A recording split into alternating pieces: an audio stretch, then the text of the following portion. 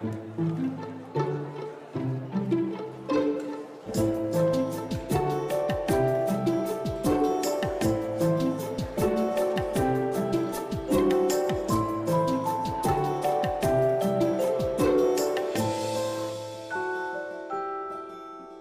et messieurs, bonjour et bienvenue au Mémorial de la Shoah. Pour le deuxième temps de cet après-midi, nous sommes très heureux d'accueillir Annette Viviorca à l'occasion de la publication d'Itinérance, publiée aux éditions Albin Michel sous la direction d'Hélène Montsacré, que nous saluons. Dans cet ouvrage, Annette, tu as choisi et réuni près de 50 articles qui témoignent de ton parcours d'historienne, notamment dans le champ de l'histoire de la mémoire de la Shoah, qui, sous ton impulsion pionnière, est devenu un objet d'histoire à part entière à compter des années 80. Alors, il ne s'agit pas d'une sorte de compilation, d'inventaire, de morceaux choisis censés symboliser et statuifier l'œuvre d'une historienne. Itinérance se lit plutôt comme une invitation au voyage. Le livre est en effet structuré en 9 parties, soit autant de lieux, à commencer par le 17 rue Geoffroy-Lanier, où nous nous trouvons, qui ont façonné 40 ans de vie et d'écriture.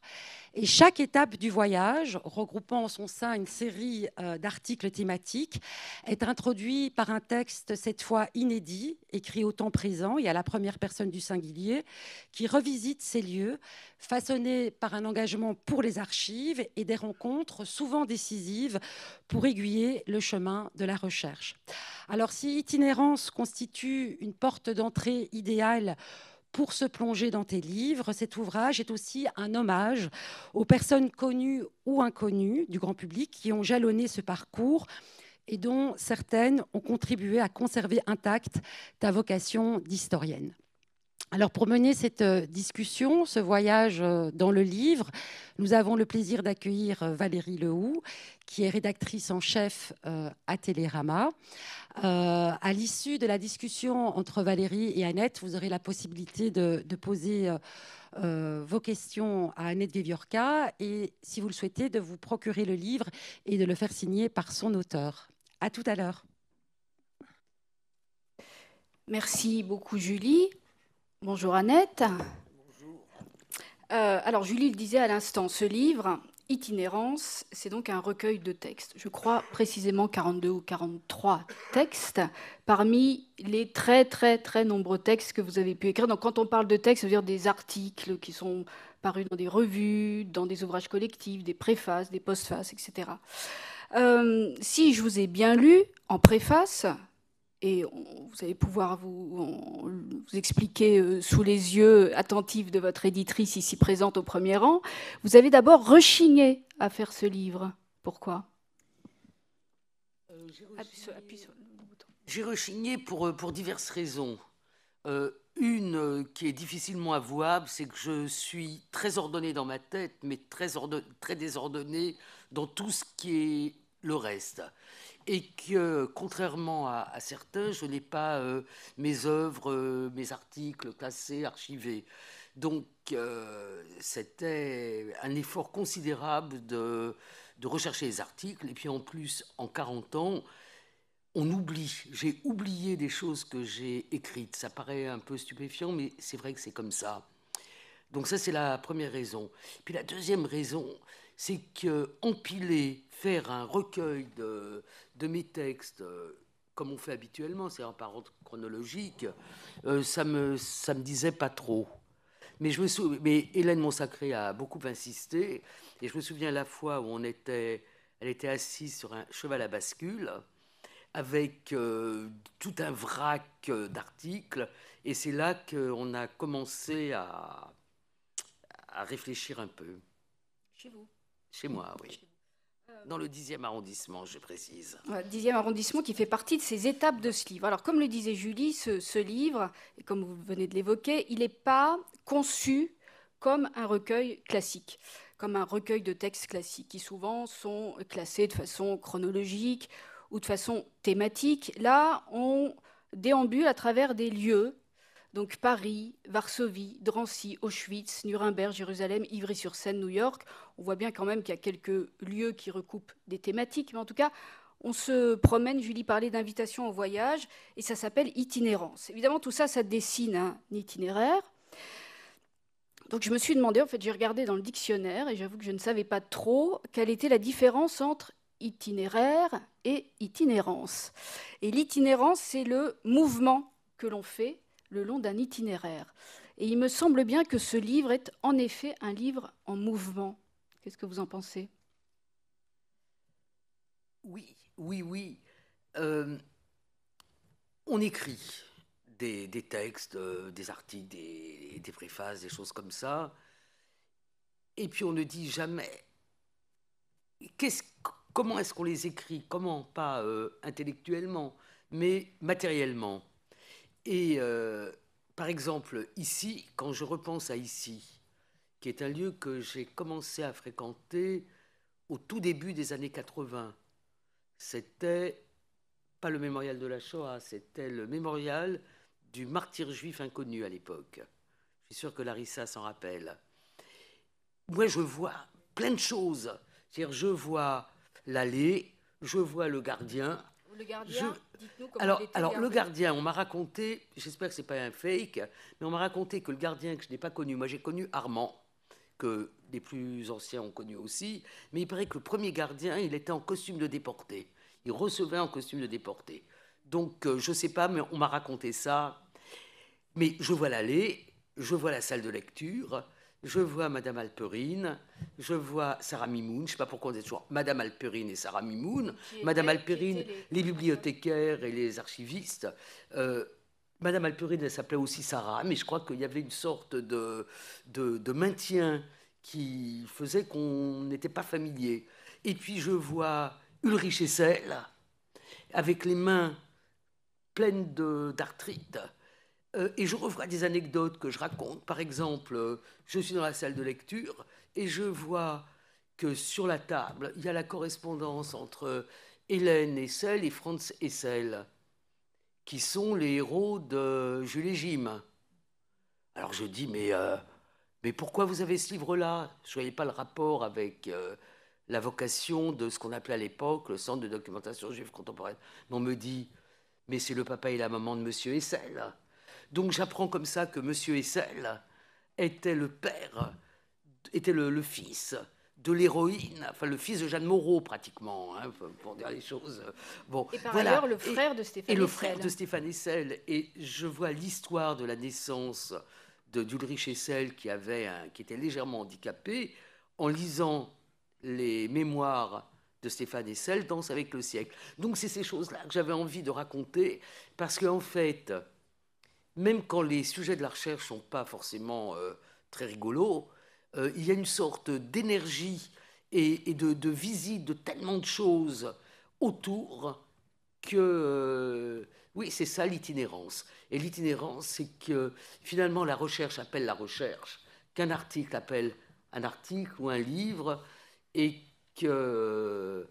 Voilà, c'est ça que j'ai eu envie à la fois de présenter et de raconter. Alors, puisque vous parlez de ce lieu, hein, d'emblée vous entrez dans ce sujet-là, on y est, et c'est le premier chapitre, c'est le premier chapitre de ce recueil, 17, en effet, 17 rue Geoffroy-Lanier. Vous disiez tout de suite, Annette, que vous aviez commencé à fréquenter ce lieu dès les années 80. Alors, c'est même plus précis que ça, puisque dans le livre, on apprend que votre première fiche en tant que lectrice au centre de documentation, ici, elle est datée du 30 août 1980.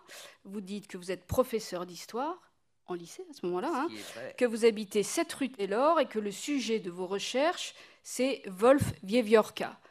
Et depuis, on a appris qui était ce Wolf Wiewiórka, puisque c'était votre grand-père, qui est vraiment l'un des personnages centraux, évidemment, de Tombeau, que tout le monde connaît ici, et dont vous avez réussi au Seuil à faire éditer plus tard, l'année dernière, en fait, hein, ou en 2023, des nouvelles. Ce qui est incroyable aussi dans ce livre, du coup, c'est qu'on voit cette espèce d'incroyable, de stupéfiante cohérence entre la jeune professeure d'histoire qui décide de se mettre à la recherche, sur les traces de son grand-père, et qui finalement, 40 ans après, écrira un livre sur son grand-père. Oui, on peut dire ça. En fait, j'aurais peut-être dû mettre New York avant le 17 rue Geoffroy-Lanier, parce que vous me faites réaliser maintenant qu'en fait, le 30, parce que je n'avais pas réalisé le mois, le 30 août 1980, je rentre de New York. Et je rentre d'avoir été à New York faire un stage pour accélérer ma connaissance, enfin, elle n'a jamais été très accélérée, mais l'accélérer quand même un peu ma connaissance du yiddish, parce que j'ai décidé d'écrire sur mon grand-père, journaliste et écrivain yiddish, Wolf Wiewiórka. Donc je suis d'abord des cours avec des gens que vous connaissez peut-être, Rachel Hertel bien évidemment, Yitzhak Tiborski qui venait d'arriver d'Argentine, et je m'inscris au stage de Yiddish organisé à l'Université Columbia avec le YIVO, qui est le grand institut d'historique juif. Et le premier article d'ailleurs, chronologiquement, qui figure dans ce recueil, c'est sur le YIVO. Et le dernier article de 2022, c'est la postface d'un roman graphique d'un dessinateur Samuel Krimstein, et c'est aussi sur le YIVO. Donc, à 42 ans de différence, j'écris 2 textes sur le YIVO. Et au YIVO, je découvre un certain nombre de choses. Et c'est ça qui m'incite finalement à venir après. Donc, je suis d'abord allé au YIVO à New York, et après ici, donc, à mon avis, immédiatement après mon retour du stage du YIVO, oui. Et à l'époque, c'est effectivement mon grand-père, puis les livres du souvenir, les Iskerbierer, qui m'intéressent, oui. Alors, pour revenir sur ce lieu-ci, là, sur le mémorial, sur ce qu'il fut avant. Moi, j'ai découvert l'histoire du mémorial en lisant Itinérance. Le mémorial, je pense que pour beaucoup de gens comme moi, en tout cas de ma génération, c'est une espèce d'évidence. On va au mémorial de la Shoah, c'est une bibliothèque, un centre de documentation et un lieu d'exposition, de conférences, de rencontres et de mémoire où on peut également évidemment se recueillir dans la crypte. Mais ce que j'ai appris en vous lisant, c'est que c'était une histoire beaucoup plus complexe que ça, qui n'était pas du tout évidente au départ, et qui en fait est née dans l'esprit d'un homme à Grenoble pendant la guerre, en 1943, qui a commencé à constituer un fonds de documentation avec déjà dans l'idée que la guerre allait finir un jour et qu'il faudrait bien faire les comptes en quelque sorte avec une idée de réparation déjà. Oui, cet homme, il s'appelle Isaac Schneerson. C'est un génie, en fait. Un génie méconnu, mais un génie quand même. Parce que dès avril 1943, enfin avant avril 1943, mais la réunion qui fonde le Centre de documentation juive contemporaine, c'est avril 1943. Et l'idée, c'est qu'il va rassembler de la documentation pour, après la guerre, que les Juifs puissent recouvrer leurs droits. Alors, on le compare parfois à Emanuel Ringelblum dans le ghetto. Je pense que c'est 2 mouvements qui sont différents. Emanuel Ringelblum et Onek Shabbat, son organisation, ils ont l'intuition qu'il n'y aura plus de Juifs en Pologne et qu'il faudra laisser de la documentation pour écrire l'histoire. Schneerson, il a l'intuition inverse. Il restera des Juifs en France et il faudra bien que les Juifs recouvrent leurs propriétés spoliées, enfin retrouvent leur citoyenneté dont ils ont été privés et les propriétés. Donc ce n'est pas le même mouvement.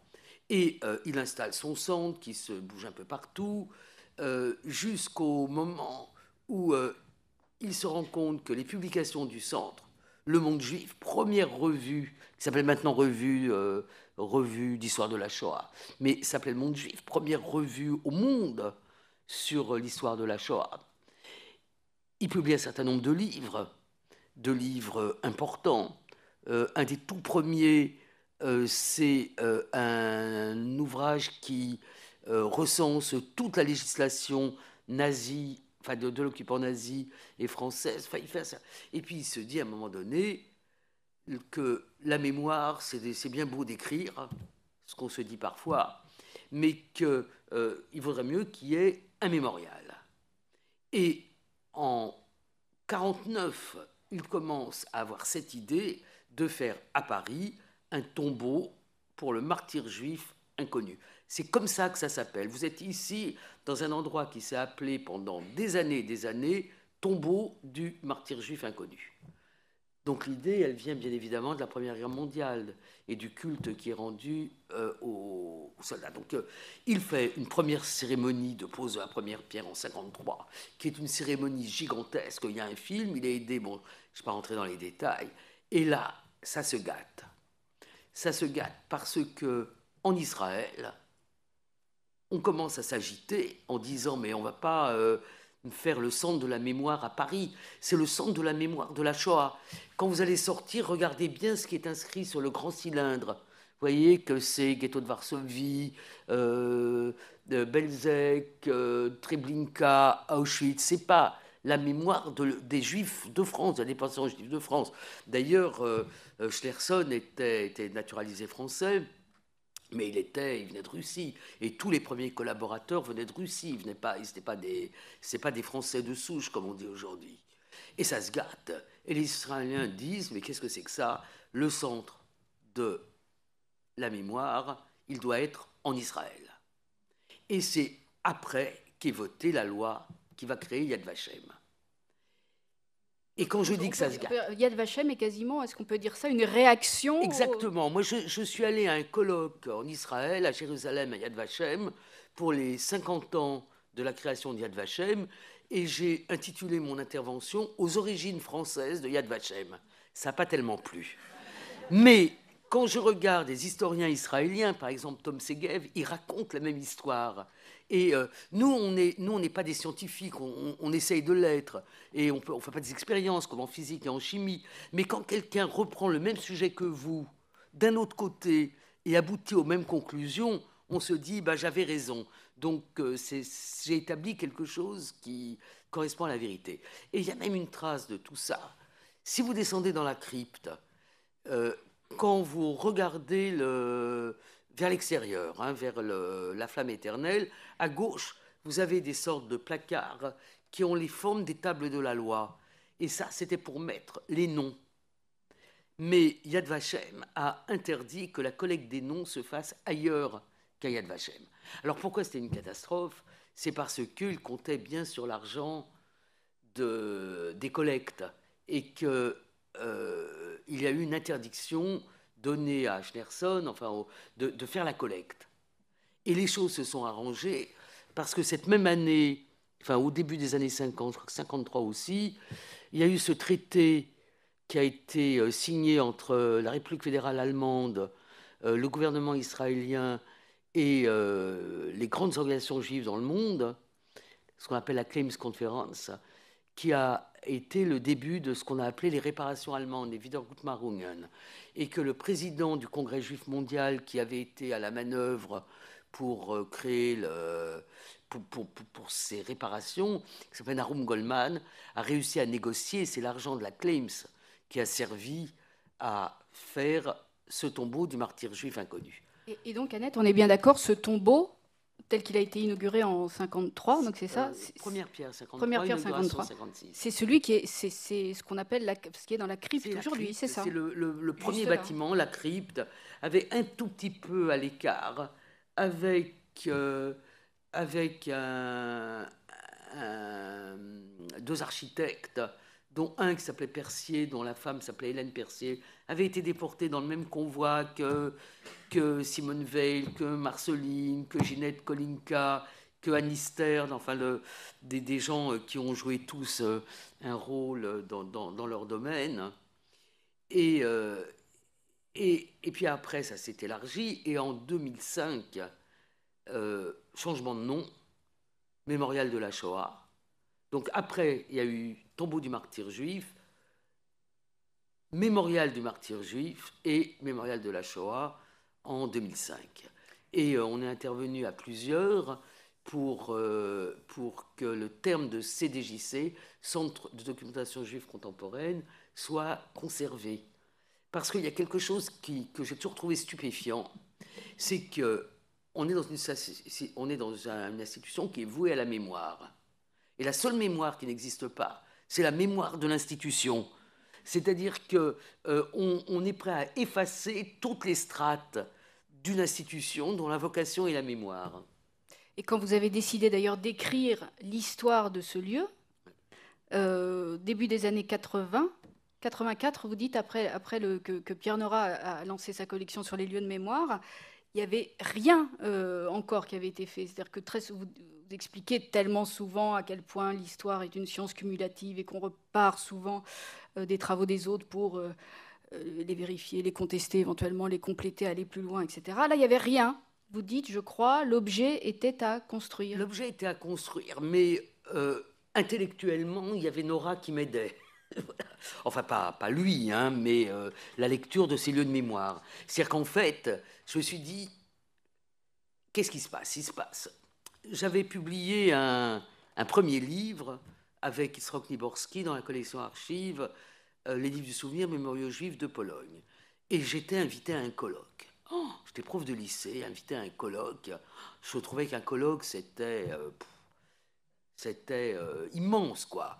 Donc il fallait produire quelque chose pour un colloque. Alors après, où j'ai fait plusieurs colloques, j'ai vu qu'on pouvait aller un peu à la baisse.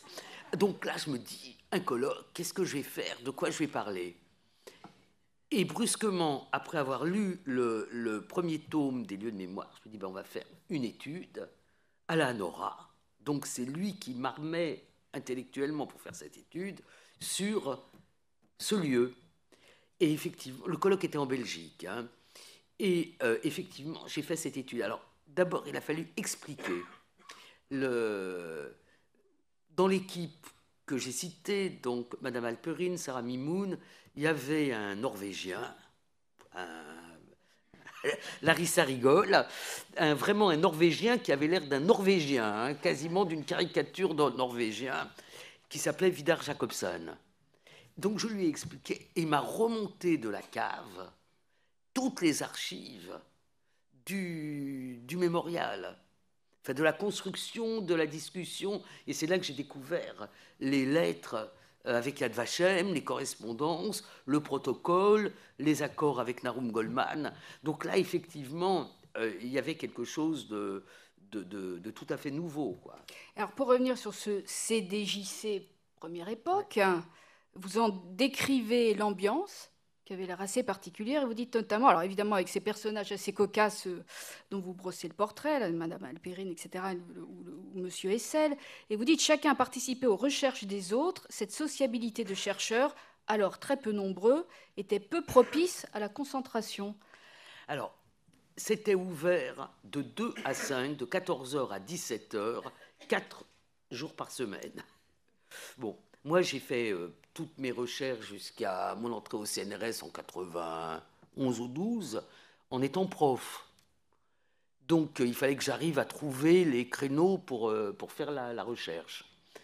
Et il y avait alors les tables étaient encombrées, on n'avait pas d'ordinateur à l'époque, hein, on prenait les notes à la main. Et Madame Alperin était sur sa machine à écrire qui cliquetait. Et tout le monde participait aux recherches. Et je raconte que je me rappelle une fois arrive une dame, hein, une jeune femme, qui voulait se convertir au judaïsme. Alors là, catastrophe. Madame Alperin catastrophée, donc du coup tout le monde se mêle de la conversation pour savoir s'il faut qu'elle se convertisse ou pas. Donc c'était cette atmosphère-là. Ou alors, quand quelqu'un demandait un dossier de nazi, passe-moi le dossier de ce salaud. Voilà, il y avait quelque chose. Et on n'était pas nombreux.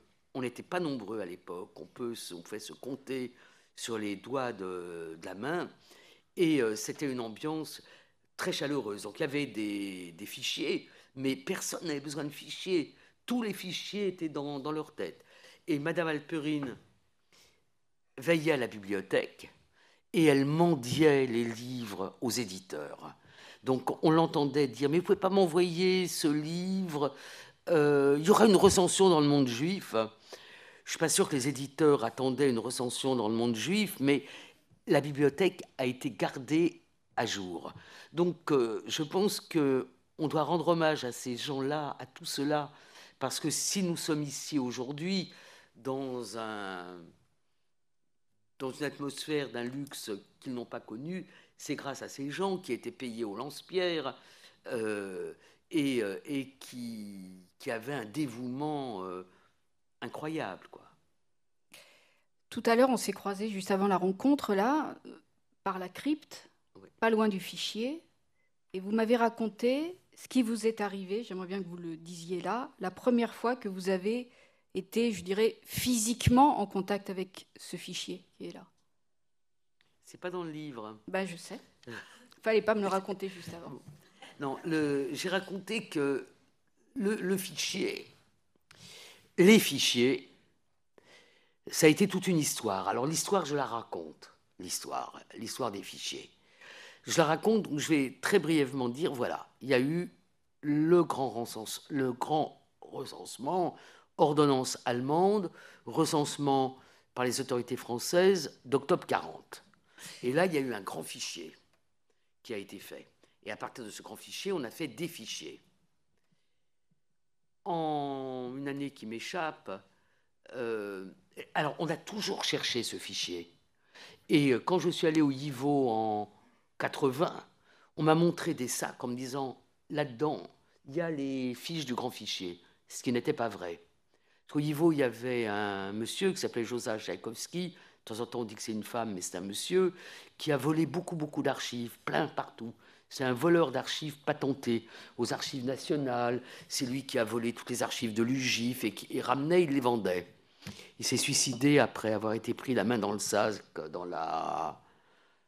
dans une des grandes institutions américaines. Donc c'est très connu, hein, je ne suis pas en train d'outer cet homme. Voilà. Jusqu'au moment où on a décidé, aux anciens combattants, on a cru avoir découvert le fichier. Or, ce n'était pas le fichier, c'était la partie du fichier qui a servi à indemniser. Une personne qui s'est fait recenser, qui n'a pas été inquiétée, elle n'est pas dans le fichier. Ensuite, donc il y a eu une commission, la commission présidée par René Raymond, et à l'issue de la commission, il y a eu une rupture entre les historiens académiques, c'est-à-dire René Raymond, André Caspi et Jean-Pierre Azéma, je pense, et les représentants de la communauté juive. À l'époque, c'était Jean Kahn. Et il y a eu la demande que le fichier soit remis ici. Et les historiens professionnels disaient non, c'est un fichier de la persécution. C'est donc un fichier qui doit rester aux archives nationales. Et il y a eu un compromis qui a été que le fichier serait déposé à côté de la crypte, dans un emplacement que vous pouvez aller voir après si vous ne l'avez pas vu, mais le fichier appartient aux archives nationales. Ça veut dire que pour l'ouvrir, il faut qu'il y ait un ou une archiviste qui vienne et qui vous ouvre, ce qui est très rare, parce qu'en ce qui concerne la recherche, on n'a pas besoin vraiment de ce fichier, hein. Tout a été numérisé, donc vous avez les renseignements ailleurs. Mais un jour, pendant la période de la mission d'études sur la spoliation des biens des Juifs de France, dite mission Matteoli, on a fait une espèce de session de formation des chargés de mission. Il y a beaucoup de chargés de mission, de la Caisse des dépôts et consignations, enfin, et on a décidé de leur montrer le fichier. Et on sort le fichier, notamment le fichier des enfants. Et moi, zen, parce que si vous n'êtes pas zen tout le temps, vous ne pouvez pas faire ce travail, j'explique, etc. Je sors et immédiatement, je suis malade. Je vomis, je rentre chez moi, 42 fièvres, plus rien le matin. Donc il y a quelque chose dans le contact avec l'archive, pas le contenu de l'archive, mais le contact avec l'archive, et surtout ces archives-là qui est vraiment très violent. Mais on ne peut pas faire que tout le monde touche ces fiches, il n'y aura plus de fichiers très rapidement. Voilà, donc c'est une anecdote. Je raconte beaucoup d'anecdotes, mais pas celle-là qui m'est revenue en voyant le fichier. Là. Mais c'est pas anodin. C'est pas anodin, ça veut dire que si vous faites le travail que j'ai fait, vous ne pouvez pas être ému tout le temps parce que vous ne travaillez pas, donc vous êtes blindé. Et vous ne savez pas pourquoi. L'émotion, elle vient d'un petit quelque chose, parce que c'est pas grand-chose, les fiches. Donc vous avez une émotion qui vient. Et cette émotion, il faut aussi l'accueillir. Et c'est quand même à partir de... Oui, il faut l'accueillir parce qu'elle fait aussi partie de l'histoire. Comme le fait de ne... comment dire, comme la stupeur qui reprend de temps en temps. Vous avez ressenti de ces émotions-là, de la surprise, de la stupeur, peut-être d'autres choses, en fabriquant ce livre, en relisant, en vous replongeant dans tant de textes que certains vous aviez oubliés? J'ai du mal à répondre à cette question.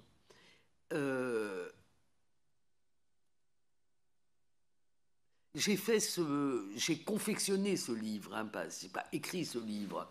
Il y a à peu près 25% qui sont mes textes, hein, et 75% des textes. Mais non, tous vos textes. Oui, ce il y a sont mes 25% de textes inédits. Inédits, voilà. Voilà, oui, bon, parce qu'on a, voilà. ce qu'on a quand même Et peut-être pas précisé assez, voilà. pardon, c'est qu'en introduction de chacune de ces étapes, il y a un long texte inédit, ouais, qui raconte donc les coulisses des recherches. Et de façon curieuse, j'écris très vite, alors que j'écris pas si vite que ça d'habitude, et avec beaucoup, beaucoup de plaisir. Et ça m'a montré, je crois que je l'ai déjà dit tout à l'heure, cette espèce de différence entre tout ce qui se passe dans la recherche à côté et le sujet. Et chaque fois que je me rappelle les aventures, parce que j'ai eu une chance inouïe, vraiment. J'ai eu cette chance de m'être intéressé à ces sujets-là un tout petit peu avant qu'ils deviennent des sujets publics. Donc j'avais un temps d'avance sur l'intérêt de la société sur ces sujets. Donc ça fait que ces recherches que j'ai entreprises parce que j'en ressentais le besoin et l'intérêt, elles sont devenues intéressantes pour beaucoup de gens après. Par exemple, quand avec Srok Niborski, on fait le livre du souvenir, ça n'intéresse personne. 1983. Personne, vraiment personne.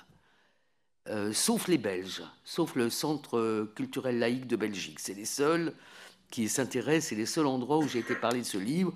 Pas de presse, rien du tout. Rien. Quelques années après, l'air du temps a changé. Et je bénéficie de cet air du temps. Et je bénéficie de cela avec la possibilité d'aventures extraordinaires. La mission Matteolis a été une aventure extraordinaire. Donc, de faire de l'histoire avec aussi plein d'aventures, plein de rencontres. Et ça, c'est une grande, grande chance, quoi. La mission Matteolis a été historique, quand même, en elle-même, d'une certaine façon, qui, vous le dites d'ailleurs, reprenait quelque part le travail entamé par... Ici. Voilà. Donc ça aussi, c'est une forme de cohérence qu'on pourra souligner. Ouais. Effectivement, quand dans l'œuvre de Schneerson, avec ses équipes, notamment Léon Poliakov, à qui on peut toujours rendre hommage, il y avait un bottin des spoliés, un bottin des administrateurs provisoires. C'est-à-dire qu'ici avait été commencé tout un travail, et la première somme sur le commissariat général aux questions juives, qui est un peu ultérieure, elle est due à un des chercheurs d'ici, que je n'ai pas connu, que je n'ai pas rencontré physiquement, qui était Joseph Billig, qui a fait une œuvre, les premiers livres sur l'hiver concentrationnaire, une œuvre considérable, et à qui d'ailleurs Serge Klarsfeld rend constamment hommage, parce que c'est lui qui a été en quelque sorte le maître de Serge Klarsfeld quand il a commencé ses recherches. Donc effectivement, début des années 50, on ferme toutes ces recherches, et ça reprend pour la France en 97, quand est installée la mission d'études sur la spoliation. Et je l'explique, moi je n'aurais jamais dû être dans cette mission, parce qu'à l'époque, il y avait quand même des historiens beaucoup plus connus. Il y avait Caspi, il y avait Azéma, il y avait René Raymond. Seulement, comme ils avaient été à l'encontre de responsables communautaires dans l'affaire du fichier, c'était fini, ils ne pouvaient plus y être. Donc on a pris un second rôle, qui était moi, une femme en plus, et un autre historien dont je regrette tellement qu'il n'ait pas pu continuer, qui était François Furet. Pourquoi je regrette? Parce que le travail qu'on a fait, ça a été un travail d'histoire pratique, d'archives. François Furet, qui a été un grand historien, c'est un historien des idées. Il n'a pas passé son temps dans les archives. Or, François Furet a été nommé à la mission Mattéoli, comme nous tous, peut-être en avril, en avril 97.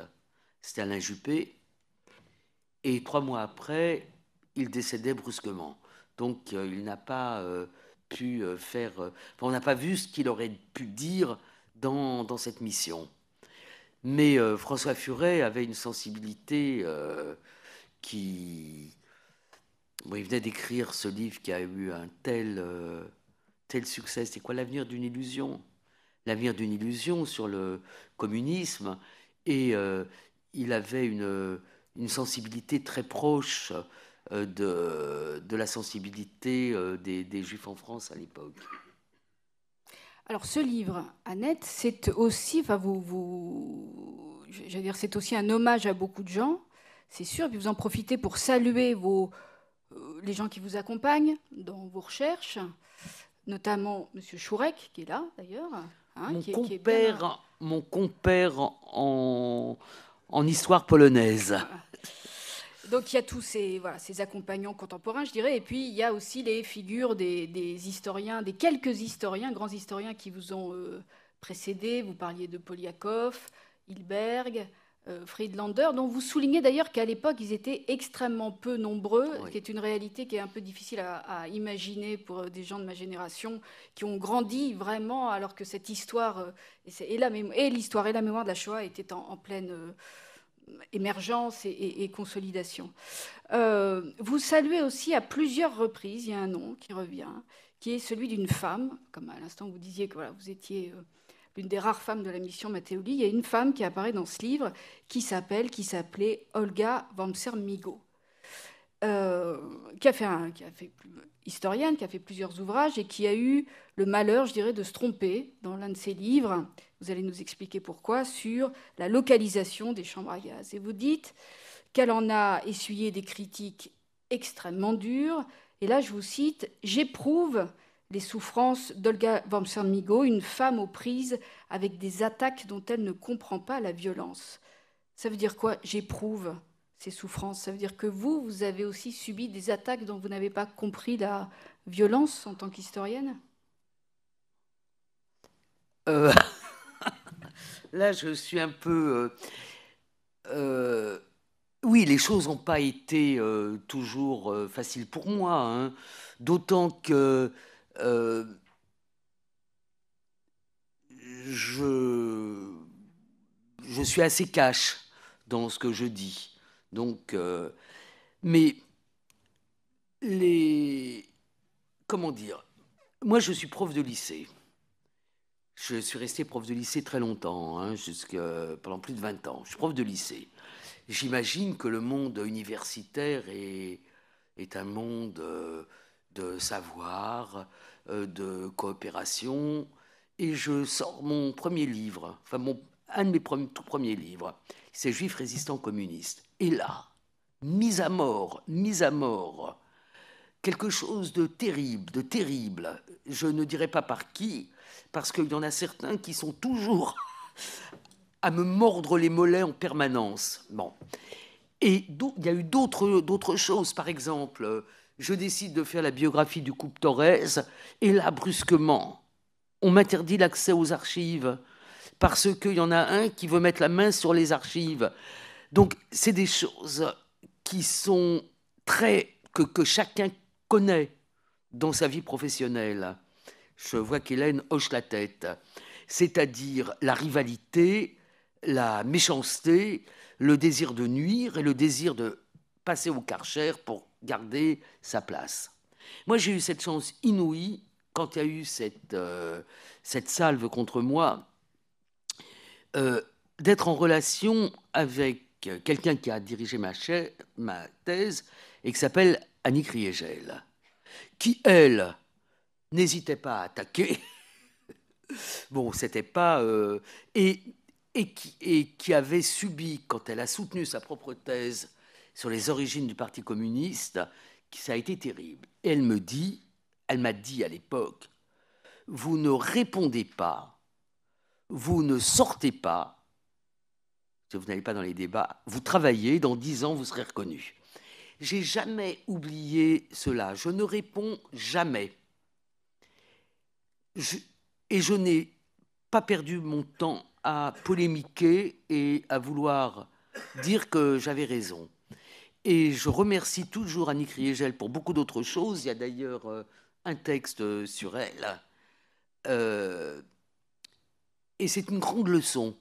Et ceux qui aiment tellement dans les institutions le pouvoir sans arrêt, ben finalement, au bout du compte, ils n'ont pas pris beaucoup de temps pour la recherche et pour l'écriture. Vous remarquerez que je ne donne aucun nom. Alors vous préférez donner les noms de ceux qui vous ont, absolument, comme vous absolument. dites, celles et ceux qui m'ont fait historienne. Donc oui. Poliakov, Hilberg, Friedlander, oui. etc. De qui vous vous sentez encore aujourd'hui la plus proche finalement? Pour moi, c'est Friedlander, vraiment. Et pourquoi? Je ne sais pas, parce qu'il y a... d'abord, parce que, à la différence des autres, de Hilberg ou de Poliakov,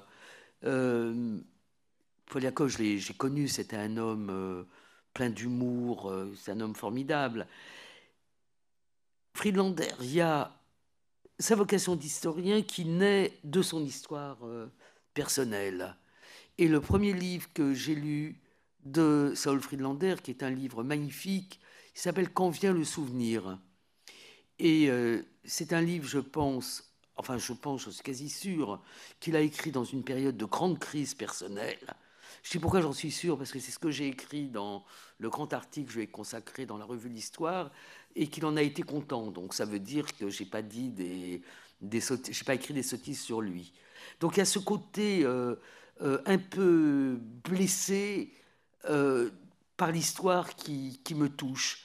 Et puis aussi, c'est quelqu'un qui a cherché à comprendre le nazisme. Donc il a essayé plusieurs choses. Il a essayé notamment la psychohistoire. Il a essayé et puis il a renoncé à comprendre, au sens comprendre vraiment tout ce qui s'était passé, pour revenir au récit. Et le retour au récit qu'on observe en histoire, hein, après avoir eu toute une période où on a voulu être scientifique, où on a eu, je sais pas, l'histoire quantitative, enfin, où l'histoire a voulu être une science. Il y a un retour au récit. Et je me sens proche de ce retour au récit. On peut aussi peut-être souligner, parce que j'ai l'impression que depuis quelques mois, et ça ne va faire que s'accentuer, on entend beaucoup le nom de Marc Bloch dans les débats publics et sur les médias. Marc Bloch, tout le monde a le nom de Marc Bloch à la bouche. Donc on peut rappeler qu'il doit être, on ne sait pas quand encore, mais Emmanuel Macron a annoncé qu'il allait faire son entrée au Panthéon. Le titre de son étrange défaite est même détourné, repris, contourné. Enfin vraiment, là, cette figure est, on va dire, centrale aujourd'hui. Vous citez Marc Bloch depuis très très longtemps. Je ne suis pas toute seule, hein. Mais oui, Hélène Monsacré m'avait proposé il y a combien, 15 ans maintenant, non 12 ans, de faire des entretiens pour une collection d'entretiens, en fait, de livres d'entretien où il y a Rachel Hertel, un certain nombre de personnes. Et j'ai fait donc ces entretiens avec Séverine Nickel, qui était à l'époque rédactrice en chef à l'Histoire, une des rédactrices en chef de l'Histoire. Et on a intitulé ce recueil L'heure d'exactitude. Et l'heure d'exactitude, c'est tiré non pas de L'étrange défaite, mais de ce petit livre majeur de Marc Bloch, qui est Apologie pour l'histoire, où il essaye de répondre à une question de son fils, à quoi sert l'histoire? Et l'heure d'exactitude, c'est Marc Bloch qui se lamente, enfin, c'est parce qu'il dit qu'il ne comprend pas pourquoi l'heure d'exactitude ne vient jamais. Et là, après la commémoration du 80e anniversaire, je pourrais dire comme Marc Bloch que l'heure d'exactitude ne vient jamais parce qu'on est blessé d'entendre tellement d'approximations. Je ne dis pas que tout a été ça, hein, d'approximations, de contre-vérités. Et on se dit qu'il faut sans arrêt recommencer. Alors là, c'est le côté prof de la pédagogie, et que l'heure d'exactitude ne, ne vient jamais. Et il le dit notamment à propos du vocabulaire, où il dit les mots vivent leur trouble vie de place publique. Et je pensais à ça dans le métro, en venant, où je lisais un article sur le Groenland, où j'apprenais qu'on avait imposé, les Danois avaient imposé aux femmes des stérilets, et qu'on l'accusait, les Danois, de génocide. Et je me suis dit, vraiment, il y a des mots qui vivent leur trouble vie de place publique. Non pas que ce soit bien d'avoir fait ça aux Inuits, hein, c'est un autre problème. Tout à l'heure, vous faisiez allusion aux Thorez, aux époux Thorez, auxquels vous avez consacré un épais ouvrage. On les retrouve un peu ici, hein, puisque dans les étapes de vos itinérances, il y a Ivry-sur-Seine, ils étaient. On retrouve aussi des portraits plutôt inattendus, notamment du romancier Javier Cercas, de Philippe Lejeune. C'est-à-dire on a la sensation, d'ailleurs vous le dites un peu, si j'ai bien compris, que vous vouliez aussi montrer à travers ce recueil de textes que vous ne vous étiez pas seulement intéressée en tant qu'historienne à l'histoire de la Shoah et de sa mémoire. Ce qui est réussi ou en termes d'image? En termes d'image, c'est complètement raté.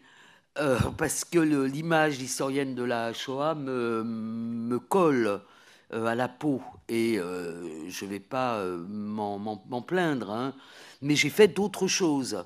Et Ivry-sur-Seine, c'est effectivement le communisme qui m'a toujours intéressé. En fait, je suis devenue historienne, je le raconte dans L'heure d'exactitude, par le mouvement ouvrier, pas du tout par la Shoah, par le mouvement ouvrier. Ça a été mon premier centre d'intérêt. Ça m'a amené au maoïsme, ça m'a amené à enseigner pendant 2 années en Chine, en la Chine de la Révolution culturelle, et j'ai gardé un grand intérêt pour le communisme. De toute façon, je considère que le nazisme et le communisme, c'est les deux grands mouvements qui ont marqué le XXe siècle. C'est ça qui a fait le XXe siècle. Alors, dans ces portraits dont je parlais, il y a notamment Javier Cercas, Ah oui. qui dit, c'est quelque chose que vous pourriez reprendre à votre compte, le passé est une dimension du présent. Ça vous va bien, ça aussi? Oui, le passé est une dimension du présent, oui. Javier Cercas, c'est un romancier espagnol, et il fait partie de ces romanciers qui écrivent des romans à partir de l'histoire de l'Espagne. Soldat de Salomine, par exemple, c'est un grand romancier. Et le texte qui m'a le plus intéressé de Cercas, ça a été un roman qui est paru il y a peut-être une dizaine d'années, qui s'appelle L'Imposteur. Et c'est un roman qu'il écrit sur un homme qui s'appelle Enric Marco, qui s'est fait passer pour être ancien déporté alors qu'il n'a jamais été déporté. Il a quand même travaillé un peu en Allemagne parce que Franco devait payer la dette pour l'aide qui avait été apportée par l'Allemagne nazie à l'Espagne, enfin après le coup d'État. Donc il devait payer en envoyant des travailleurs. Donc il avait été travailleur en Allemagne. Enfin, il a quand même réussi à être le président des déportés espagnols. Donc c'est un imposteur. Et puis il était aussi imposteur avant. Et ça m'a beaucoup intéressé parce que les imposteurs comme Henryk Marko, comme Wilkomirski, Benjamin Wilkomirski, qui publie Fragments, qui a tous les prix, à qui Simone Veil remet le prix Mémoire de la Shoah, avait en fait jamais été enfant dans les camps. Et puis on a une autre, Vivre avec les loups, pareil, voilà. Donc la figure d'un imposteur, elle est intéressante parce que elle interroge d'une part pourquoi on fait cette imposture. Aujourd'hui, il n'y a plus personne qui voudrait se faire passer pour un déporté juif. Aujourd'hui, avec l'image qu'ont les juifs, c'est aujourd'hui un imposteur, il serait passé pour un Palestinien. Là, on pourrait avoir un imposteur. Donc, ça interroge la figure de l'imposteur, mais ça interroge aussi la société. C'est-à-dire pourquoi la société croit à ce point les imposteurs. Qu'est-ce qui, dans la société, et c'est ça que m'apprenait Javier Cercas. Alors, l'autre portrait dont vous parliez, c'est Philippe Lejeune. Alors, Philippe Lejeune, c'est tout à fait autre chose. Philippe Lejeune, c'est un littéraire, c'est le grand spécialiste des écritures de soi. C'est un auteur que j'ai toujours fréquenté. C'est même le premier colloque auquel j'ai assisté, c'était un colloque sur les écritures de soi organisé par Philippe Lejeune à Nanterre.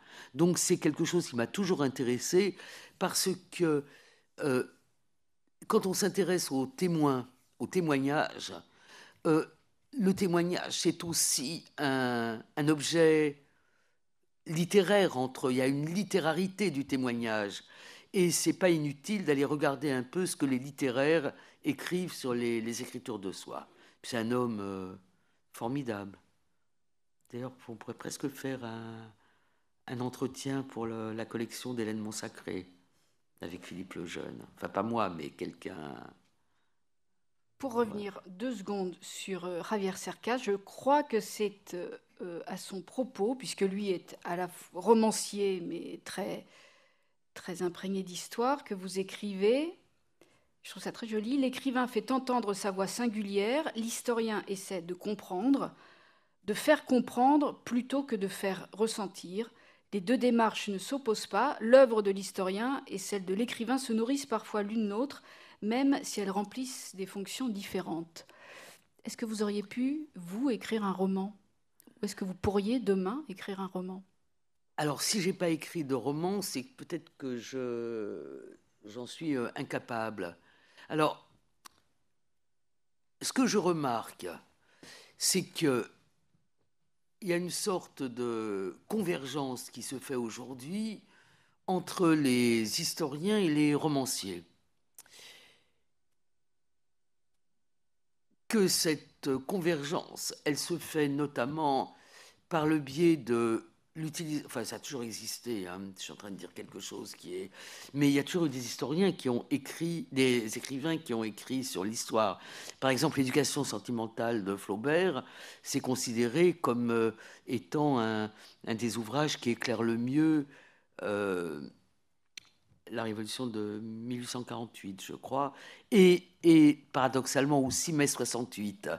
Donc il y a chez les romanciers quelque chose qui appréhende l'histoire. Je cite 3 romans que j'ai lus très jeune, sous l'influence de ma mère. Éducation européenne de Romain Gary, qui n'avait pas mis les pieds depuis très longtemps en Lituanie, qu'il avait quitté enfant. La muraille de John Hersey, qui est probablement, je ne sais pas si Larissa a lu ce roman, qui est un des écrits sur le ghetto de Varsovie les plus étonnants, et Le zéro et l'infini de Koestler, qui écrit quand même le premier récit sur les procès de Moscou. Donc il y a des convergences entre les romanciers et les historiens. Mais nous, les historiens, on a une obligation de vérité. Ce qui ne veut pas dire qu'on ne se trompe pas, hein, on peut se tromper, mais on a une obligation de vérité. Et on a une obligation de mettre en lumière ce qui nous a permis d'écrire, c'est-à-dire les sources. Mais après l'établissement des faits, y a des choses qui se ressemblent entre les écrivains et les historiens écrivains. Puisqu'on parle d'écriture, vous glissez dans ce livre, j'ai longtemps douté de mes capacités à écrire. Ce qui peut faire sourire quand on voit le nombre de livres que vous avez publiés. J'ai douté de toutes mes capacités. Mais c'est peut-être les gens qui doutent qui arrivent à faire quelque chose. Et puis quand le doute continue, si vous doutez, vous faites une première chose, une deuxième, Oui, j'ai beaucoup douté, oui. Et vous avez beaucoup écrit. Et j'ai beaucoup écrit. Alors, vous écrivez, ça nous mène à la dernière étape de ces itinérances, vous écrivez chez vous. Et chez vous, ça a toujours été, hormis les 2 années passées en Chine, dont vous avez parlé pour d'autres occasions, chez vous, c'est Paris 10e oui. Arrondissement, depuis votre retour de Chine, justement. Alors, et vous nous faites entrer chez vous. Alors, si vous voulez savoir quelles photos sont accrochées dans le bureau d'Annette Viviorca, vous pouvez lire ce livre. Vous nous dévoilez quelques petits éléments de votre vie domestico-professionnelle, je dirais. Ouais. Hein? Alors, avant la Chine, j'habitais en banlieue. À Vanves, jusqu'à l'âge de 12 ans, et après à Hermont, dans le Val d'Oise. Et c'est après le retour de Chine que je m'installe à Paris, et où je fais dans mes différents appartements le tour du 10e arrondissement. Oui, effectivement. Bon, j'ai un bureau, c'est une chance inouïe, parce que je n'ai jamais eu de bureau à l'extérieur de la maison. Donc, je peux travailler chez moi. Et surtout, j'aime bien...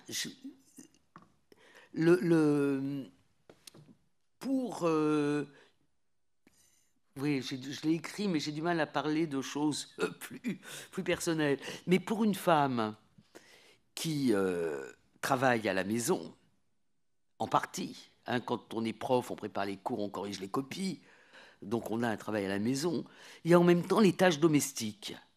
Et les tâches domestiques, j'ai toujours trouvé agréable de les faire, pas trop hein, quand même, hein, faut pas, mais de les faire tout en travaillant. Donc vous allez mettre une machine à laver en route, ça vous dégourdit les jambes et vous continuez à penser. Après, vous accrochez le linge, vous mettez le repas à cuire. Donc, il y a des modalités très particulières. Et au lieu de pleurnicher sur la charge mentale, et c'est quelque chose qui n'est pas du tout désagréable quand on passe une journée à travailler, d'interrompre. Je vois que Larissa hoche la tête. Je vois qu'il y a beaucoup de gens qui hochent la tête. Donc, je dis ça aussi. Parce que c'est la façon dont j'ai toujours travaillé, puisque je n'ai jamais eu de bureau à l'extérieur, sauf bien évidemment les cours, enfin et je trouve ça assez plaisant. Et puis pour les photos, j'en décris quelques-unes. Vous nous dites aussi, je vous cite, hein, je n'ai pas été une personne très festive. Il n'est jamais trop tard pour se rattraper, peut-être. Peut-être. Mais c'est vrai que pendant des années, je me suis levé tous les matins à 5 heures, ce qui veut dire que je ne me couchais pas tellement tard, et que mes premiers livres, je les ai écrits pratiquement entre 5 et 7h30, c'est-à-dire l'heure d'emmener les enfants à l'école ou d'aller moi à l'école enseigner. Donc, ça veut dire une vie de travail, donc on va essayer de se rattraper. Annette, une question très sérieuse. Plus de 40 ans à travailler sur ces sujets. J'imagine qu'on n'en sort pas indemne. Vous nous parliez tout à l'heure du fichier.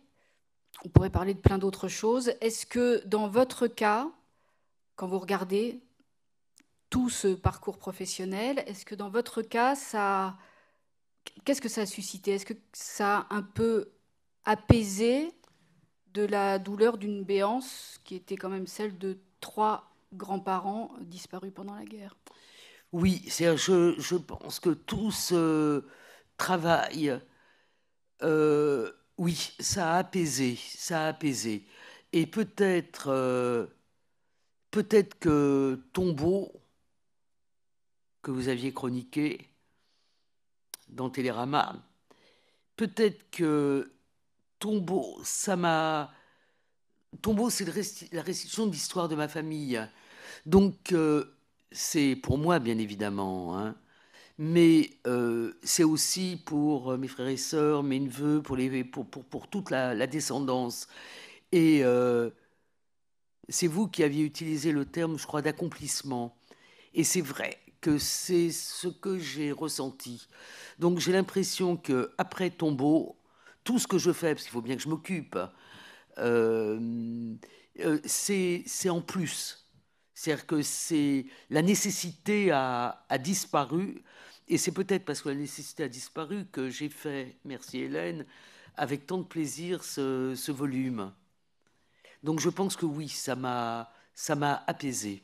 Tombeau qui avait eu le Femina Essai 2022, si Oui, je ne me trompe pas. Absolument. Vous Oui. dressez dans ce livre le portrait, vous dites l'idéal type de l'historien. L'esprit d'aventure, la créativité, la curiosité infinie pour l'homme, l'amour de la liberté intellectuelle, le courage, la distance qui se traduit par l'humour, la finesse, le caractère obsessionnel, le goût d'écrire. Ça vous ressemble, non? Oui, enfin obsessionnel, je ne suis pas sûre de l'être tellement, mais c'est vrai que j'ai pris des éléments. Par exemple, Raoul Hilberg n'avait aucun humour. Léon Poliakov était plein d'humour. Donc l'idéal type, c'est de prendre les qualités des uns et des autres. Et, et c'est vrai que oui, qu'il y a un certain nombre de qualités qui sont propres au travail des historiens. Lundi dernier, je ne me trompe pas, oui, on était le 27 janvier, c'était donc le 80e anniversaire de la découverte d'Auschwitz. Vous étiez en direct sur France Inter le matin, et il y a une auditrice qui a appelé, qui était très émue, et qui a dit, je l'ai réécouté tout à l'heure, je voudrais témoigner mon admiration sans limite pour Madame Wiewiórka, pour le travail qu'elle a accompli et qu'elle accomplit. Je crois qu'on est très nombreux à pouvoir se joindre à elle pour vous manifester notre admiration et nos remerciements. Beaucoup. Merci beaucoup. Merci.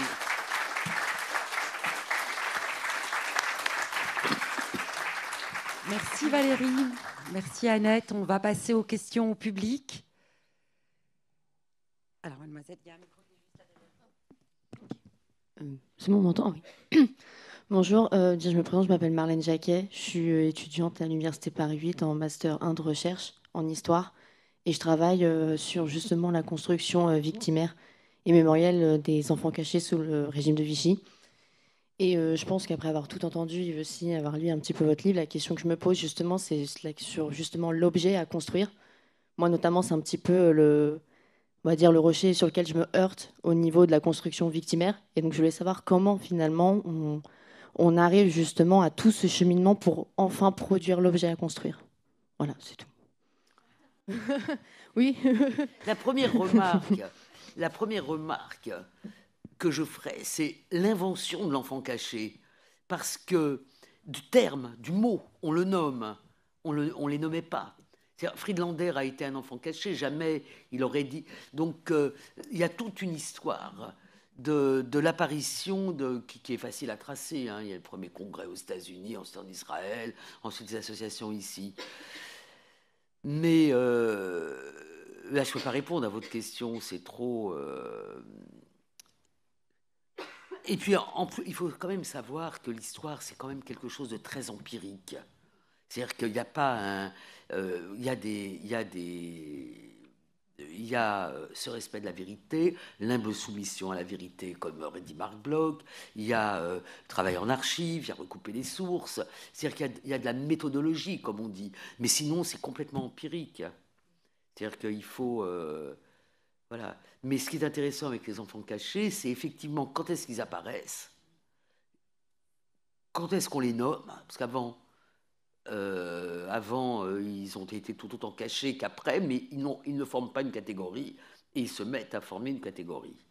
Et une drôle de catégorie, parce qu'elle mélange toutes sortes des enfants cachés avec leur famille, des enfants cachés qui retrouvent leurs parents, les enfants cachés qui se retrouvent orphelins après la guerre. Enfin bon, c'est... mais ce qui est drôle, c'est que vous utilisez le terme victimaire. C'est avec ma directrice de recherche. C'est Marianne Matar-Bonucci. Oui, Marianne Matar-Bonucci. Ah, je connais encore le paysage. Oui, c'est elle. Oui. Qui est une Oui. très bonne historienne. Oui. Ah, donc c'est elle qui a suggéré Victimaire. Oui, en fait, de base, je voulais travailler sur les enfants de la rave du Veldiv. Parce Ouais. que moi aussi, comme vous, d'une certaine manière, ça a été naturel pour moi d'aller vers cette histoire-là. Parce que j'avais rencontré quand j'étais petite Joseph Weissman. Et les témoignages est rentré là et plus jamais ressorti. Donc j'avais ce besoin de travailler dessus. Et en fait, de fil en aiguille, au bout d'un moment, en fait, on s'est dit ce qui serait intéressant, c'est de travailler sur la mémoire, mais surtout, en fait, les enfants cachés en tant que victimes et leur statut d'enfant caché. Et c'est là qu'elle m'a dit, la construction victimaire et mémorielle, c'est pas mal. Donc du coup, on est parti sur ça. Ça fait seulement que quelques mois, du coup, mais voilà. Pour ensuite, après, peut-être l'étendre sur une thèse, on espère. Oui, excusez-moi, en fait, vous avez parlé qu'en fait ce travail vous a apaisé, c'est-à-dire l'histoire vous concerne. En fait, comment en tant qu'historien, avec le côté méthodologique, vraiment scientifique, cadre théorique, comment nous pouvons vraiment travailler alors l'histoire nous touche? Moi, j'ai trouvé que la plupart des gens qui travaillent sont vraiment concernés en quelque sorte par cette histoire-là. Donc, est-ce qu'il n'y a pas vraiment une interaction entre, justement, vous avez parlé d'écrire un roman et aussi le travail historien, et comment des fois il y a des interactions entre les deux. Donc, je ne sais pas si vous trouvez un commentaire à dire à ce niveau-là. Je ne pense pas que ce soit un handicap. La preuve Friedlander. J'ai presque envie de dire, je ne veux pas dire au contraire, parce que ça voudrait dire qu'il n'y a que les personnes qui ont un lien avec une histoire qui peuvent l'écrire. Mais je pense que on puise les questions dans sa propre histoire. Par exemple, quand je fais ma thèse déportation et génocide, je pars d'une idée mais simplissime. Je ne comprends pas pourquoi on n'en parlait pas du tout. Par exemple, à l'école, pas dans les programmes scolaires, jamais. Pourquoi, quand on nous passe nuit et brouillard, qui était obligatoire dans une scolarité des gens de ma génération, de plusieurs générations d'ailleurs, pourquoi on ne parle pas, quand on le présente, de ce qui s'est passé pour les Juifs, et pourquoi brusquement, dans les années 80, on se met à en parler tout le temps. 70-79, c'est la diffusion du feuilleton. À l'époque, on disait feuilleton, on ne sait pas série, Holocauste. Et puis ensuite, c'est sans arrêt des affaires d'Arquier le poids. Enfin, voilà. Donc, je pars d'une interrogation qui vient de moi. Pourquoi on n'en parlait pas? Et à partir de là, je construis. Et puis, j'écoute aussi. Dans ce livre, il y a une longue interview de Simone Weil que j'ai faite, je ne sais plus, en 90, quelque chose comme ça. Et pourquoi je suis allé voir Simone Weil? Parce que j'entends à la radio, comme ça, en attention flottante, j'entends Simone Weil qui dit « On a toujours voulu parler et on ne voulait pas nous écouter ». À l'époque, la Vulgate, c'était très simple. Les déportés avaient presque tout ce qu'ils ont vécu, ils n'ont pas pu parler. C'était ça qui se disait. Et là, brusquement, elle dit quelque chose de très différent. Et c'est ça qui a bougé. C'est ça que je vous dis qu'on est empirique. C'est en écoutant Simone Weil, je me dis, mais qu'est-ce qu'elle dit? Et on va les regarder s'ils ont écrit, comment ils ont écrit. Voilà. Donc, le fait d'être soi-même concerné par une histoire, ça veut dire que soi-même, on pose des interrogations. Et dans le texte que j'ai consacré à Saul Friedlander. Je reprends toutes les interrogations qui sont déjà dans Quand vient le souvenir. C'est-à-dire, il se demande, bon, il est pragois, hein, il est de Prague, juif pragois assimilé, comme on dit, bourgeoisie pragoise. Donc, il fuit la Tchécoslovaquie après Munich, après les accords de Munich, il se retrouve à Paris, et puis ensuite, avec son père et sa mère, il est enfant unique, et après, il s'installe dans un endroit qui s'appelle Néris-les-Bains. Et les réfugiés sont beaucoup installés dans les stations thermales parce qu'il y avait des logements. On pouvait se loger. Et puis, quand ça commence à se gâter, les parents raisonnent et ils se disent on va cacher Saul, Paul, enfin, il a eu Pavel, Paul. Il joue sur tous ces prénoms qui montrent on va le cacher, et nous, on va essayer de passer en Suisse. Donc, ils le cachent dans une institution chrétienne. Ils essayent de passer en Suisse et ils sont arrêtés, livrés aux Allemands, déportés. Ça, c'est l'histoire. Mais les questionnements, c'est qu'est-ce qu'ils ont perçu? Pourquoi ils ont eu cette réponse? C'est-à-dire qu'il pose, à partir de ce qu'il a vécu, des questions qui sont des questions d'historien et auxquelles il cherchera à répondre finalement toute sa vie. Donc c'est sa vie qui a nourri ces questionnements, mais on ne peut pas dire qu'il ne soit pas un historien objectif. Raoul Hilberg, en dehors du fait qu'il était autrichien et qu'il est repassé en Allemagne, on n'a pas le sentiment qu'il y ait des affects liés à la Shoah dans son œuvre. Et d'ailleurs, son grand modèle, c'était quelqu'un qui s'appelait Franz Neumann, qui avait écrit plusieurs ouvrages, mais le seul qui était traduit en français, c'est Behemoth, et c'est lui qui lui a donné le modèle d'analyse de la machine nazie. Voilà, donc je ne pense pas que d'avoir été nécessairement... alors après, je ne vais pas vous dire les endroits où je sais très bien que je ne vais pas parce que je ne pourrais pas je ne pourrais pas établir la distance. Mais moi, je le sais, donc je n'interviens pas, je n'écris pas sur les choses où je sais que je manquerais d'objectivité. Voilà. Oui, Annette, ce que tu viens de dire m'évoque un souvenir. Claude Lanzmann, dans Shoah, avait le choix entre plusieurs historiens. Il l'a écrit, je crois qu'il l'a dit. Celui qu'il a choisi, c'est Raoul Hilberg. Alors je me demande qu'est-ce que cela veut dire. Parce que Hilberg, effectivement, il est très précis, il est très sec, mais il est complètement dépourvu de tout ce que tu as dit, d'humour, presque je dirais d'humanité. Alors pourquoi Lanzmann, qui avait le choix entre Friedlander, entre Poliakov, entre des tas d'autres gens, il choisit celui-là qui est le plus sec? Juste comme ça en passant. Hein.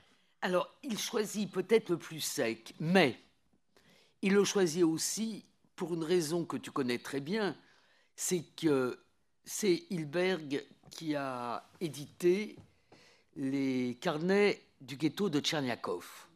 Je dis que tu connais très bien, parce que toi, tu as participé à la traduction française, à l'édition française de ces carnets. Et ce qui intéresse Lanzmann aussi, et ce qu'explique très bien Hilberg dans Shoah, c'est cette position de Tcherniakov. Là, il a un peu d'émotion pour Tcherniakov, Hilberg, hein, un tout petit peu. Cette position de Tcherniakov, qui est cette position d'interface entre les nazis et la population du ghetto. Voilà. Donc je pense qu'il y a ça. Mais peut-être aussi parce que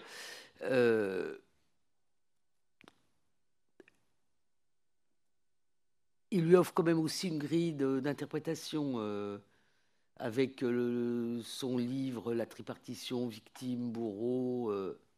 Mais je ne sais pas, mais c'est une bonne question que je ne me suis jamais posée et je pense que personne ne l'a posée.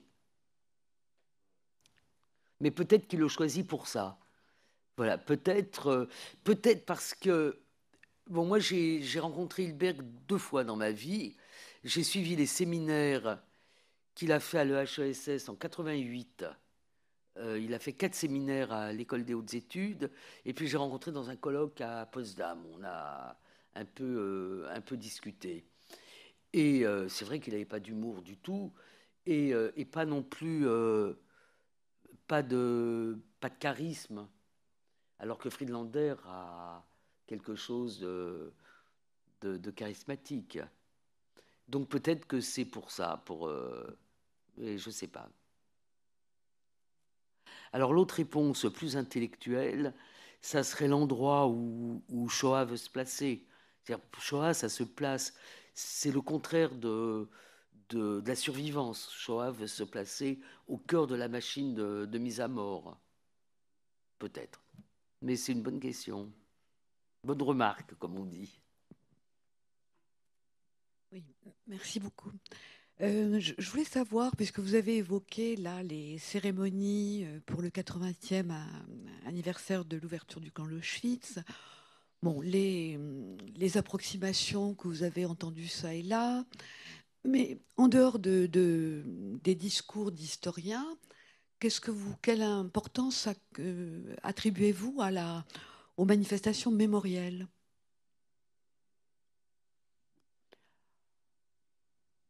Il y a beaucoup de manifestations mémorielles.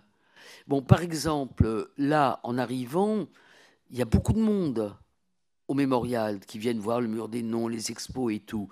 Et ça, c'est probablement une conséquence de la semaine qui s'est écoulée, qui fait qu'il y a de l'intérêt. Moi, ce que j'ai suivi le direct de la 2, où il y avait notamment Karen Tayeb. Il y avait Karen Tayeb et Tal Brutman, qui a été le commissaire de l'expo, que vous pouvez voir elle est à quel étage ? Au premier étage. Bon, Tal, on est habitué à l'entendre et à le voir. Karen, moins, puisqu'elle est archiviste. Il y avait quelque chose qui perçait littéralement l'écran. C'est-à-dire ce qu'elle a montré. Et voilà, donc c'est utile, mais ça passe très vite. C'est-à-dire, on va voir ce qu'il y a dans 15 jours ou dans 3 semaines. Donc, c'est utile. Et ce que je dirais, c'est que...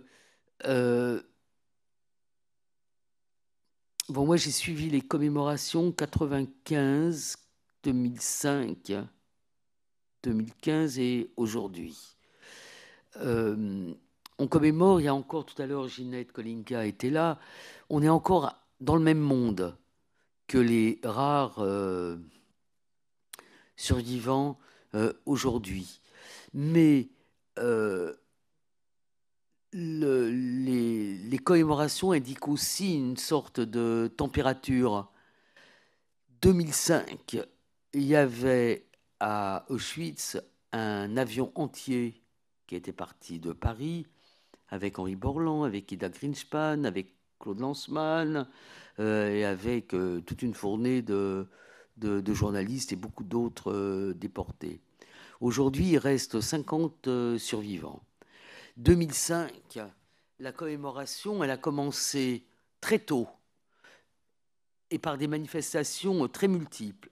Avec Jean-Charles Chourec, on a organisé le premier grand colloque à la BNF sur Juifs et Polonais, que Albin Michel dont Albin Michel a publié les actes.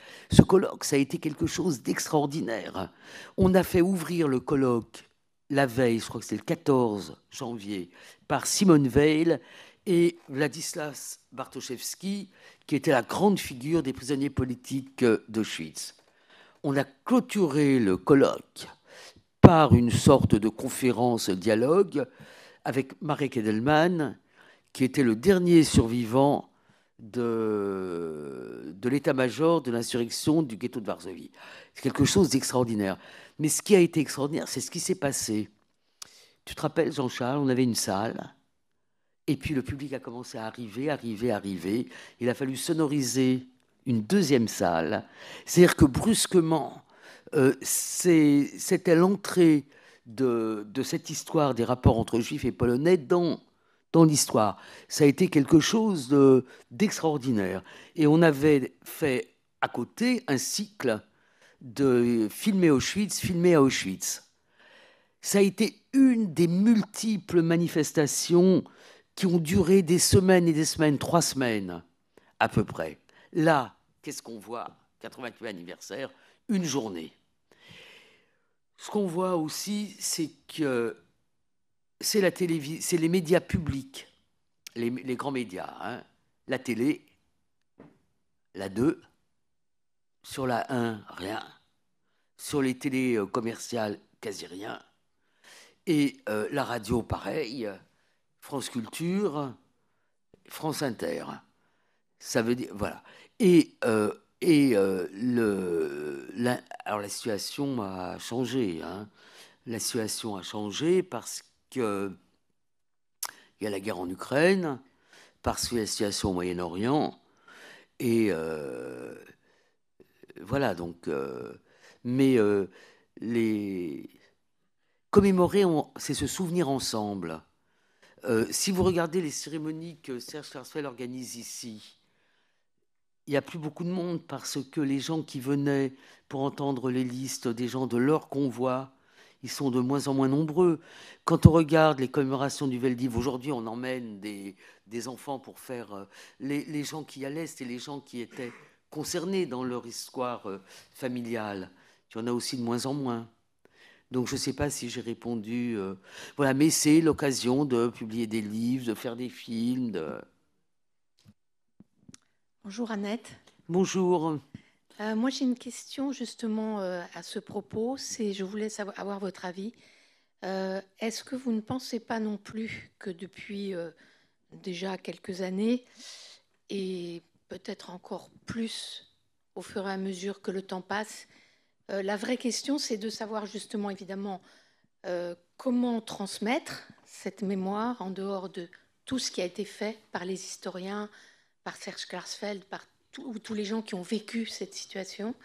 Et je voudrais, à cette occasion, quand même, vous donner un exemple très positif de cette mémoire active. Je vais très vite, mais il se trouve que je suis en relation avec une Israélienne qui a créé une association qui s'appelle Mémoire juive, Art et Mémoire juive, et qui transmet par l'art. Alors attention, là ça fait un peu peur, mais ce n'est pas du tout le cas.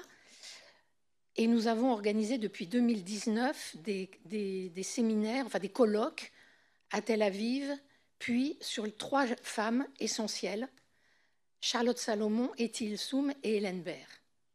Et là, je rentre de Berlin. Et je peux vous dire que la transmission, elle est très, très forte. Vraiment. Ça me rend optimiste, vous voyez, par rapport à ce que vous venez de dire. C'est-à-dire que moi aussi, je remarque beaucoup que dans les rencontres mémorielles, bon, ça s'effiloche. Il y a de moins en moins de gens. Les gens disparaissent. Mais là, il y a quelque chose de très sensible qui me semble très important de prendre en compte. Je suis d'accord avec vous. Je pense que l'école joue aussi un grand rôle, et notamment les cours d'histoire, et que les profs d'histoire sont très très bien formés. Enfin, une partie des cours d'histoire des profs d'histoire sont très bien formés, comme ils ne l'étaient pas dans le passé. Et qu'effectivement, il y a l'art, la littérature, le cinéma, les femmes dont vous parlez, mais d'autres aussi. Si on reste sur les femmes, sur les Charlotte, il y a aussi Charlotte Delbo. Donc, c'est vrai que de ce côté-là, on peut être optimiste.